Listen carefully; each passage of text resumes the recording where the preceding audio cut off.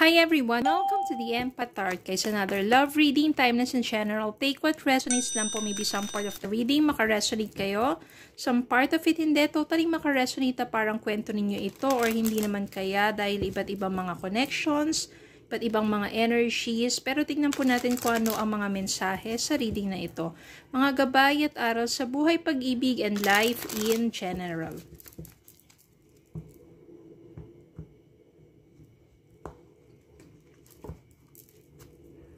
Okay, send me messages sa Spirit Guide. Anong love connections ito, lessons in life, and guidance na nais yung ipabati sa amin. Mga aral at gabay sa buhay, pag-ibig, and life in general. Send me more messages sa Spirit Guide.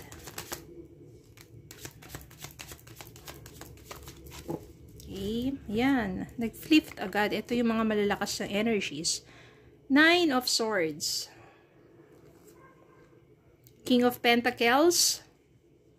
The Chariot, Knight of Pentacles, 9 of Cups, Temperance, 6 of Swords, 8 of Swords, 4 of Pentacles, Page of Wands, 3 of Cups, and Wheel of Fortune. Yan, ito po yung Wheel of Fortune. Yan. Maganda itong nakikita ko ngayon. Positive naman. Meron nga lang dito mga ilang mga cards o mga messages na maybe pertaining to your person. Maaari nagsimula kayo ng person mo, mga bata pa kayo. Tapos, pagka ganun kasi minsan ng relationship nag-start, hindi pa mature eh. Kumbaga parang sa bunga yan, hindi pa siya hinog.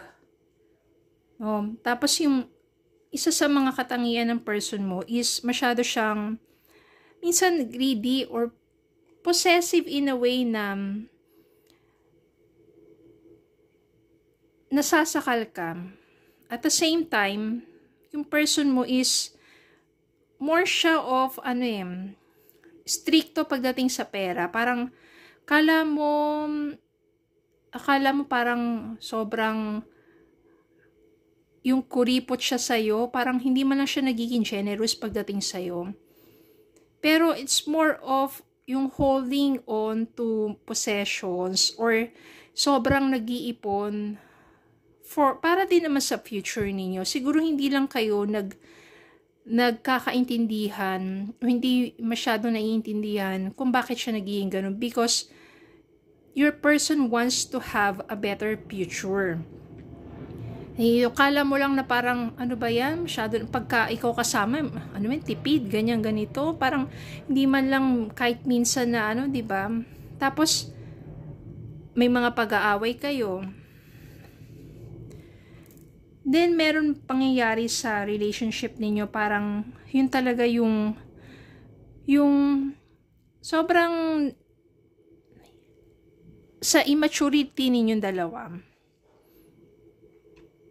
Palagi kayo nagka-clash. Then, dumating din yung time na parang, you are so much, anxiety. Ano ba to? Parang ano ba? Ito yung gusto ko. Tapos siya ganun. Ganit, yan, diba? Parang ikaw gusto mo, minsan, adventurous, ganyan siya. Quiet lang. Parang ikaw, iba yung mga gusto mong ganap sa buhay. Tapos siya naman, iba rin. Na parang, iba yung love language ninyong dalawa. So, parang marami kang expectations, hindi na-meet. Feeling mo, hindi ka love ng person mo. Pero ang totoo, love ka naman niya talaga. Maari kasi yung person mo, breadwinner yan.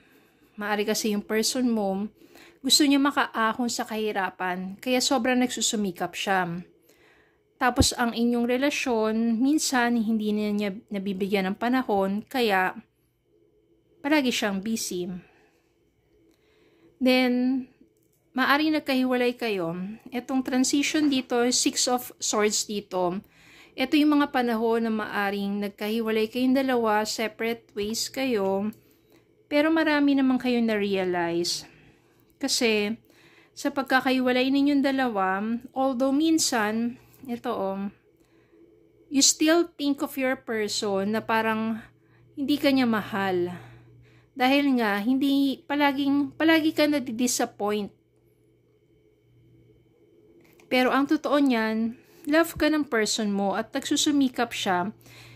Gusto niya matulungan ng pamilya niya at the same time, gusto niya mag-build ng better future with you. Dumating yung time dito na nalagpasan niya lahat ng pagsubok sa buhay niya. Nagsumikap siya, masipag siyang tao eh. Pagdating sa pera, ni sentimo talagang mahalaga sa kanya yon.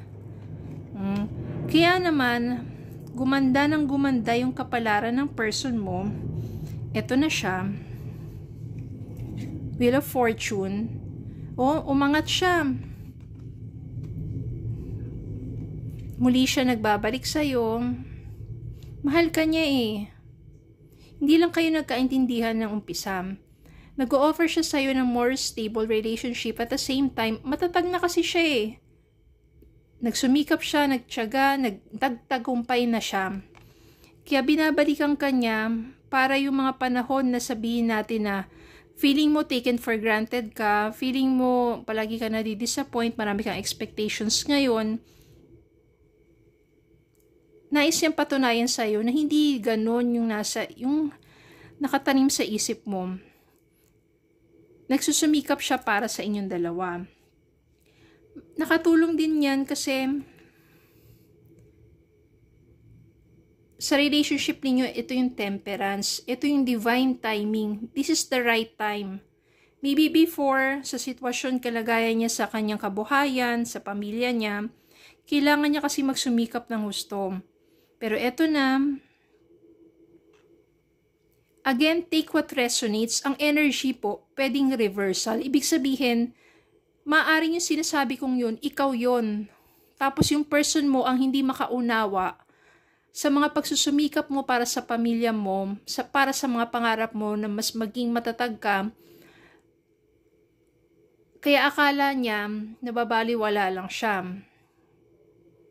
Again, reversal. Pwedeng energy mo yun, pwedeng energy ng person mo. Pero sa reading na to, maganda kasi magkakaroon kayo ng divine timing. Maybe yung una, hindi pa yun yung talagang tamang panahon para sa inyo. But this temperance will give you the divine timing. And when the divine timing unfolds, napakaganda. It is your wish fulfillment. Nandito na kasi yung stable na pamumuhay, yung person mo or ikaw. Again, reversal ng energy. Matayo ka na, matatag ka na. Nagpunyagi ka. Ibig sabihin, financially okay ka na eh. Hindi mo na pinoproblema pa ang pera. Ito maganda. Sa tulong ng mga mutual friends ninyong dalawa, yung Knight of Pentacles and Page of Wands dito, meaning, magkakaroon to ng panibagong connection between the two of you. Ibig sabihin, renewed connection. This is offering you a more stable relationship or magiging ganun ang inyong next chapter ng inyong relationship. And yung Page of Wands dito, muling, enthusiasm. Parang sobrang pareho kayong excited at natutuwa sa muli ninyong pagkikita, muli ninyong pagsasama, at sa panibagong yugto ng inyong love life, ng inyong relationship. Kasi nalagpasan nyo na eh. Yung The Chariot dito, nalagpasan nyo na lahat ng yung mga challenges sa mga panahon na magkasama pa kayo at sa mga panahon na magkahiwalay kayo. Kaya maganda ang kakalabasan nito. Kailangan lang ng patience at magtiwala sa proseso at the same time divine timing. And yung mga misunderstanding nyo before, maaring disappointments, expectation, disappointments, lahat yan, mapapawi lahat yan sa muli ninyong pagsasama ng person mo.